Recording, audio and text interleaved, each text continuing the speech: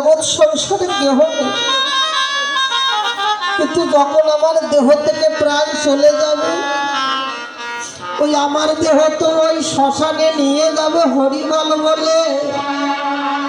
কিন্তু একবার বলে দাও প্রাণ গৌরে, আমার ওই শেষের কর্ম কেবা করিবে? কেননা কেহ যদি মরে যায়, ওই তার শেষের কর্ম করিবার জন্য হয়তো তার ছেলে থাকে, সন্তান থাকে, না হয় আত্মীয় স্বজন পাড়া প্রতিবেশী থাকে। কিন্তু এই জগতে তো আমার ওই পাড়া প্রতিবেশী আত্মীয় স্বজন ছেলে মেয়ে কেহ নাই। যেদিন